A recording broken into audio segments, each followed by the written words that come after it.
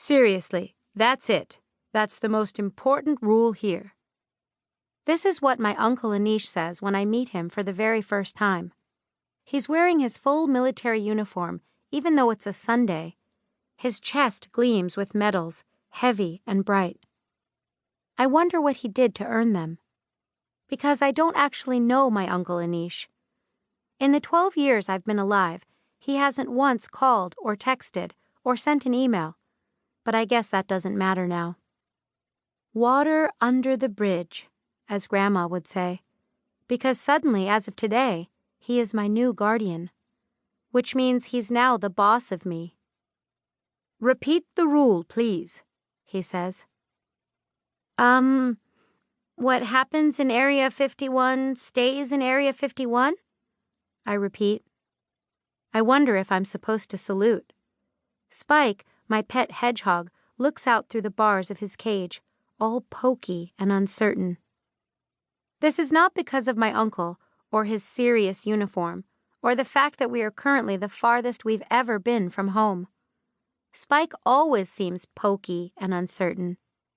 By the time we were dropped just outside the gates of Area 51 this afternoon, we'd been in the car for almost 10 hours. Long enough that I'd spotted license plates from all 50 states. By the time I found Alaska, Spike had already filled 3 hedgehog diapers. Your grandma said not to jump to conclusions about you, that you look a mess, but that you're as smart as your mom was. Is this true? My Uncle Anish asks. Yeah, I guess, I say, and can't tell if that was an insult or a compliment. I have no way of knowing if I'm as smart as my mother was, but my report cards have always been good enough for Grandma to put them up on our refrigerator with magnets. And back in California, my teachers always liked me way better than my classmates did. So your grandma told you about all this, right? My uncle asks nervously as he waves around at the little house we're standing in. It's tidy. There's no half-read books or half-drunk mugs of tea or half-eaten potato chip bags lying around, like at my old house. It's very clear that this has been, until now, a no-kid zone. But I don't think he means the little house. He means everything else. As in the top-secret military base where he apparently lives and works. And where I live now, too, I guess. We are, after all, in Area 51, a place where everything is so highly classified, it's not even on the map. I guess, I say, and try to sound serious, despite the breakfast leftovers smeared on my shirt and the sounds of Spike's tiny feet scraping the bottom of his cage, and the weirdness of my being here at all. I've heard the rumors about Area 51. That 50 years ago, UFOs, unidentified flying objects, not, unidentified food objects, crash-landed here in the desert, and that government scientists have been studying them ever since in secret underground labs. That these government scientists have proof that aliens exist.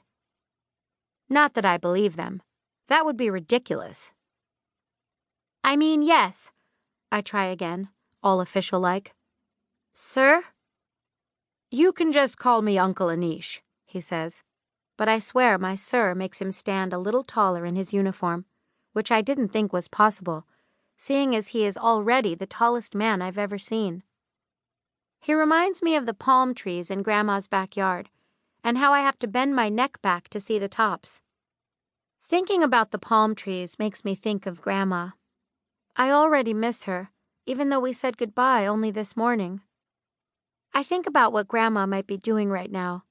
I picture her hanging laundry on the line, and then I remember she's not in our tiny cottage by the ocean. She moved to that retirement home, crammed like a new tooth into the center of town. That's why I'm here in this bizarre place.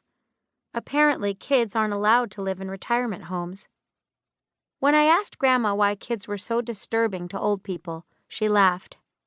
Too noisy, she said, using that voice she always uses when she means something different from what she says out loud. I've lived with Grandma almost my entire life. See, I'm an orphan, which can sometimes feel weird, because the only other orphans I've met in real life are grown-ups. Not just grown-ups, but old grown-ups. But there are lots of kid orphans in books, and kid orphans in books always have amazing adventures.